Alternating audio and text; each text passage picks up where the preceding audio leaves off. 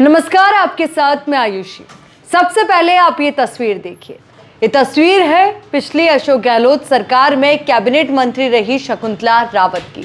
आपके मन में सवाल जरूर होगा, इस शरीर के साथ वो ऐसे क्यों बैठी है, क्या वजह इसके पीछे और पूरा मामला क्या है। तो अब इस पूरे मामले से जुड़ी पूरी जानकारी आपको देते हैं। दरअसल पिछले 25 दिनों में शकुंतला रावत का कहना है क्यों उनके घर में एक अज्ञात व्यक्ति 3 बार दस्तक दे चुका है और ऐसे में उन्हें अंदेशा है कि कोई ना कोई बड़ी घटना को अंजाम देने की फिराक में वो है और यही वजह कि वो डरी हुई हैं, सहमी हुई हैं और इसकी शिकायत उन्होंने खुद डीजीपी साहब तक से कर दी है। डीजीपी साहब को उन्होंने पूरी जानकारी दी कि आखिर कैसे कोई अज्ञात व्यक्ति उनके घर में आता है और सबसे बड़ी बात कि कोई चोरी की घटना वहां पर नहीं होती, किसी सामान के साथ वो छेड़छाड़ नहीं करता है। और इसी सरिये को दिखाते हुए उन्होंने कहा कि उसने दरवाज़ा खटखटाया पर हमने दरवाज़ा नहीं खोला, या फिर दरवाजे के अंदर से जब प्रवेश करने की कोशिश की तो उन्होंने दरवाज़ा नहीं खोला। अगर दरवाज़ा खोला होता तो शायद कोई बड़ी घटना को वो अंजाम दे सकता था।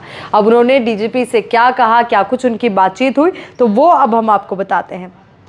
25 दिन में तीसरी बार ये घटना हुई, उसके बाद उन्होंने एक्शन लिया। उन्होंने कहा कि जो चोर आया था उसने किसी सामान को नहीं छुआ, ऐसे में उन्हें आशंका है कि बदमाश मेरी रेकी कर रहे हैं। क्या पुलिस को किसी बड़ी घटना का इंतजार है, तभी पुलिस सक्रिय होंगी। रावत ने इस बाबत डीजीपी उत्कल रंजन साहू से 17 अक्टूबर को मुलाकात की और पूरे मामले को बताया। शनिवार को तो उन्होंने साहू से फ़ोन पर बात भी की, उन्हें पूरी जानकारी दी। तो वहीं इस पूरे मामले को लेकर के एसपी का क्या कहना है, अब वो ज़रा आप सुनिए।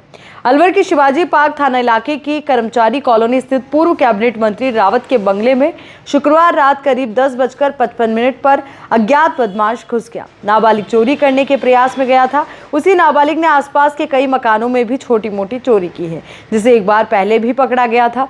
यही नाबालिग पूर्व मंत्री के दोनों मकानों में चोरी करने के मकसद से घुसा है। अन्य वारदातों को लेकर जल्द खुलासा किया जाएगा। ये तो हमने आपको बताया एसपी साहब का बयान।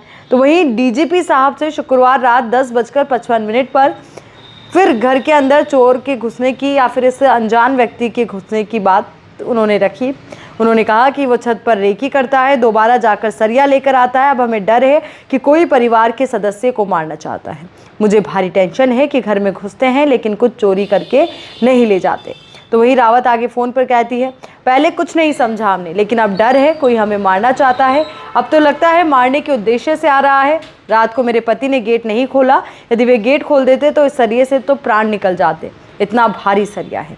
तो इस पूरे मामले को लेकर के अलग अलग प्रतिक्रियाएं आ रही हैं, कुछ जिस तरीके के बयान सामने आए हैं। अब इसको लेकर निश्चित तौर पर ये तो तय है कि सियासी हलचल तेज़ होगी, पर ये व्यक्ति कौन है जिसका सीसीटीवी फुटेज भी सामने आया है, क्या वाकई में इसका मकसद सिर्फ चोरी करना था, और अगर था तो इसने चोरी की घटना को जो आसपास के घरों में कहा जा रहा है कि अंजाम दिया, पर यहाँ पर क्यों नहीं दिया। और अगर अक्सर हम देखते हैं चोर जब भी किसी मकान को निशाना बनाते तो तभी बनाते हैं जब घर में कोई नहीं होता। तो क्या कुछ वजह इस पूरी घटना की, कौन है ये शख्स और क्यों इस तरीके से 3 बार उनके साथ ऐसी घटना हुई, इस तरीके के कई सवाल भविष्य के गर्भ में हैं।